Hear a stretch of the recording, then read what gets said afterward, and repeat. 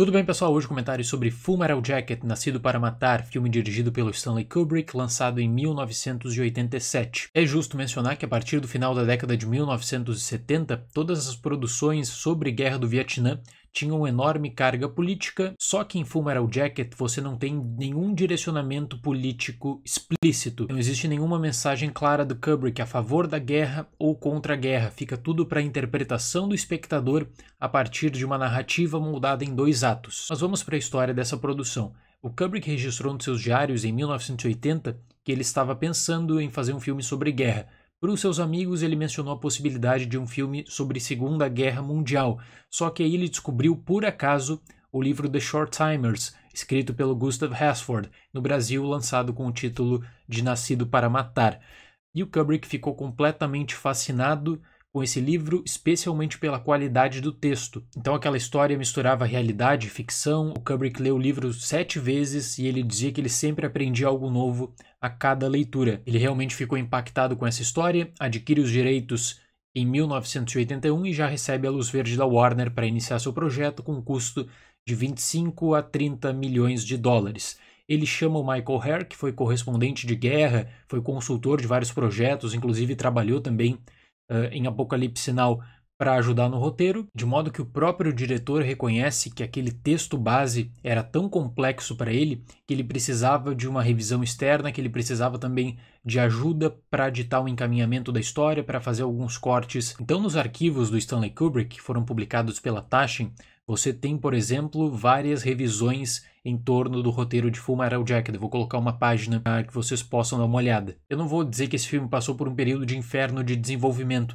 Na verdade, o Kubrick ele tinha muitas dúvidas sobre diálogos, ele tinha muitas dúvidas também sobre adição e remoção de determinadas cenas no script final de rodagem. Ou seja, você não estava falando de um filme tradicional sobre a Guerra do Vietnã. Você estava falando de um filme que tinha, sim, esse peso, tínhamos vários lançamentos naquele período sobre a Guerra do Vietnã e também um filme do Stanley Kubrick que tinha sua própria metodologia, que tinha o seu próprio ritmo de trabalho. Curiosamente, de uma vasta filmografia, nesse filme também nós tivemos o processo de escolha de elenco mais demorado de todos os filmes do Kubrick. Ele analisou pessoalmente 800 fitas de atores que queriam participar desse projeto e os executivos da Warner analisaram outras 2.000. E é interessante notar que mesmo por conta de todo esse processo sofisticado de escolha do elenco, o maior acerto foi a adição do Lee Ermey, que não seria cogitado. O Lee Ermey seria um consultor do projeto, na realidade. Ele convence o Kubrick que poderia atuar no filme, que poderia entregar um papel de qualidade,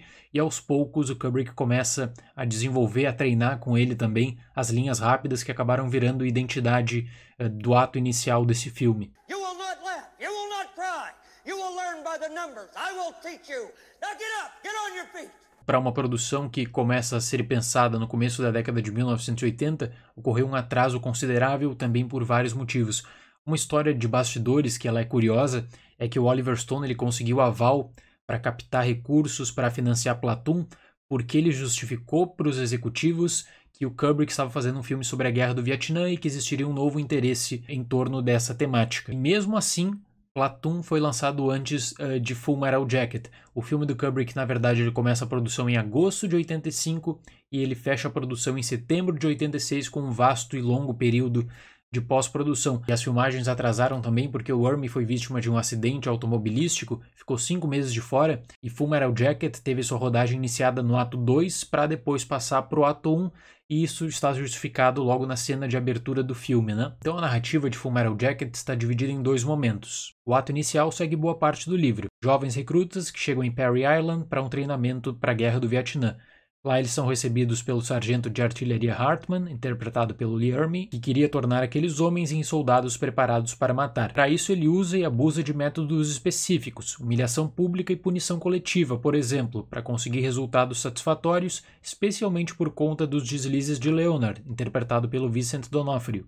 Esse ato inicial para mim é o trunfo do filme. O filme ele é muito bom por conta dessas cenas, especialmente as que envolvem o Ermey. E aí você tem ótimas e refinadas linhas de diálogo que se aplicam muito bem na proposta da história e além disso uma montagem afiadíssima. Com toda a simbologia que ela acaba sendo discutida em outros filmes da Guerra do Vietnã, mas que é tratada com propriedade aqui pelo Kubrick, dos homens que chegam com uma bagagem de experiência, toda uma bagagem cultural, de vivência, e que aí por conta do treinamento militar eles sofrem uma espécie de lavagem cerebral. Eles são obrigados a adotar novos métodos para cumprir os seus objetivos e no caso o personagem do Ermey, ele é fundamental para isso. O segundo ato do filme, por sua vez, combina elementos apresentados nos 2/3 restantes do livro original. A ligação das duas histórias é feita pelo personagem Joker, interpretado pelo Matthew Modine, que participa do desfecho da história anterior e que agora, já em 1968, é sargento e correspondente do exército no Vietnã do Sul. E é nesse sentido, com grande destaque para o Joker, que Full Metal Jacket se assume como um filme sobre a dualidade humana.